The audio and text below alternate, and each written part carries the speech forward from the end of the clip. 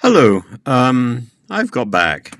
I am exhausted. I can't believe how exhausting travel has become. Nothing runs on time. The journey itself is a misery, and well, I must say it was relieved by having some very good company, and my carriage was full of Marines who were delightfully boisterous, which was pleasant. But yeah, there's a person who has responded on the comments, and I'd like to deal with that response specifically, and it's about the Just Stop Oil protest at the Prime Minister's house. I expected a lot more from a professor, God knows why. So you must think it's right for them to go to the Prime Minister's home or to sit in the road and stop people getting to hospital and going about their daily business. Disgusting. Well, I'm not quite sure what you think I'm supporting here. Uh, I don't like the protests of Just Stop Oil. I think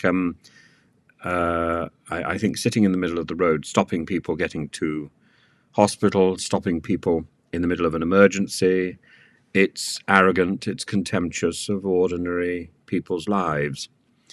And I think it's wrong. Fundamentally, I think it's wrong. It's attracted a point. I also think it's misplaced in the 21st century to be using the techniques of the 20th century and with constraints imposed on them. The suffragettes were significantly more aggressive, frankly, and shocking. I'm not advocating that sort of behaviour at all. I think the reason the suffragettes and the miners and various trade unionists took to marching in the street is because there wasn't any other way to attract attention, to command media attention. Today we have the internet. Today we have so many other ways to communicate, and the only reason you march is to attract attention. You have attention now. So all this flying, draping the Prime Minister's house, gluing yourself to the road, stopping people, ordinary people, getting their children to school, getting their children to hospital, stopping people getting to hospital. All of this is just a theatrical tantrum done by people who love what are called actions. Well, there are better ways to act. That's the first point. But the second point is that my criticism of Therese Coffey, the people who draped the Prime Minister's house in Bunting, have been arrested. So the system has engaged with them in terms of punishment. For Therese Coffey to say that she's not now going to talk to Greenpeace, she's not going to talk to Just Stop Oil, is simply a childish tantrum. And it's her job to engage with these people. And the fact that I criticise Therese Coffey does not mean in any way that I'm praising Just Stop Oil or any of these activists. I'm not. I've said consistently they should find a 21st century way to communicate and a 21st century way to engage with the ideas, because my own instinct about Just Stop Oil is it's the same sort of nonsense as Brexit. These people are in love with their campaign and in love with their ideology, and they haven't thought through what actually we have to do to achieve it. Write a book. Tell me what you're actually proposing, because when I was given copies of Open Borders, and I've got 2 copies, I read the books, and I thought, well, actually there's some interesting points here, but I disagree on this, this, and this. That we were able to advance to an interesting discussion. Shouting from the rooftops, just open borders or just stop oil is meaningless. Write a book. Get that message across. Get the debate started. But draping somebody's house, I don't see the point, frankly. I mean, it's a very clever stunt, but it is no more than a stunt. And it's a very clever piece of theatre, but it's no more than a piece of theatre. I think you'd be better off doing it in the Edinburgh Festival, frankly. At least then somebody would pay to see it. But as I say, the real issue is Therese Coffey is behaving like a spoilt brat, and it's not her job. And I know that a lot of MPs behave in this particular way. That's not their job. Their job is to engage with people to discuss the issues.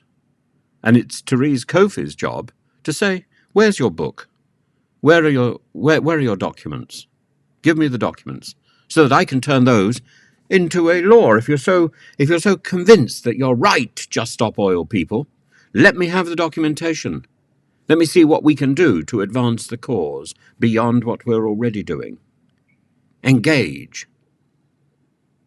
And the same thing with teachers, and the same thing with the rail people. I heard today from somebody on the train, a very interesting conversation I had today, from somebody who was saying, well, actually, their plan was not particularly to get more pay for the drivers, but to cripple the government and to change the government. That's not the job of the train strikers union. That's not the job of Mick Lynch. It may be the unwritten purpose, but it's not the job. His job is to protect the people who are working on the trains.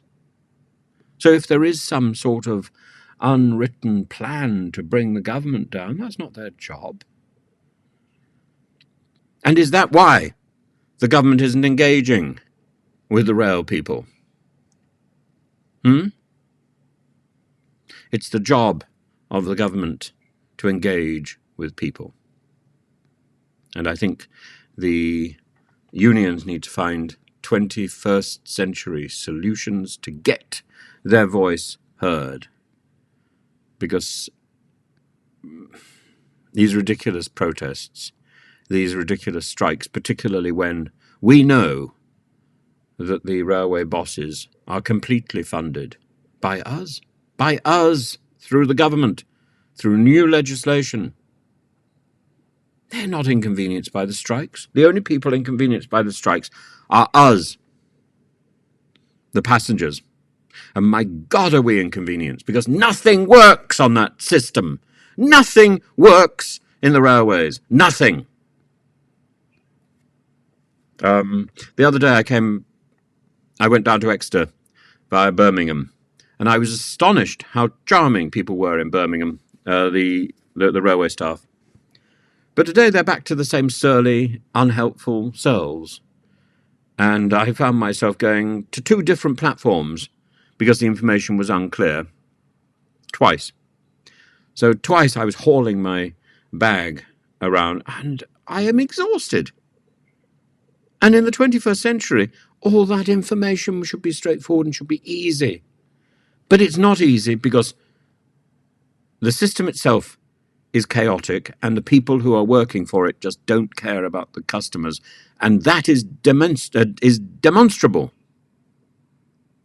by the strikes. The strikes only hit the customers because the strikes have no purpose.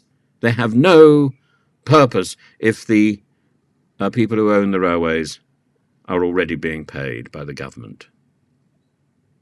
So if you want to sort something out, find a new way of doing it. Engage. And put pressure on the government ministers. Their job is to engage with you, rather than to flounce off. Therese Coffey, she should be sacked.